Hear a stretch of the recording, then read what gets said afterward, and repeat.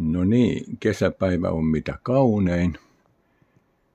Ei mitään hirmuhellettä enää, oikein hyvä sää tehdä antennia. Ja tässä se nyt sitten on, vaikka vähän nurikurisena, kun nämä langat tulee sitten toisinpäin, kun katsotaan alhaalta päin.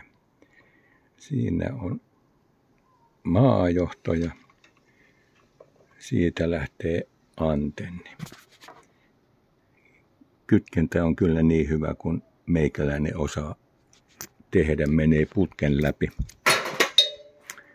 Jaha, siellä meni sitten tarveaineita.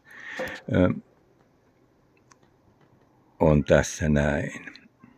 Pultti läpi ja siinä on sitten tuo koussi kiinni. Ei voi sanoa muuta kuin, että Harry Front vettas. Ja tämä tulee sitten näihin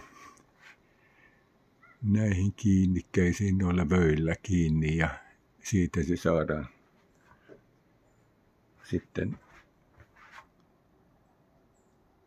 tukevasti kiinni. Siinä on joku maalausvarsi, löysin Motonetista ja eilen maalasinkin tämän vähän huomiota herättämättömän näköiseksi.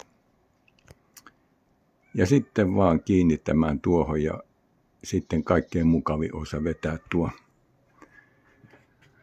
lanka, mikä tuolla on, niin siellä on nyt maalanka oikealla ja antennit kerää tuossa vasemmalla.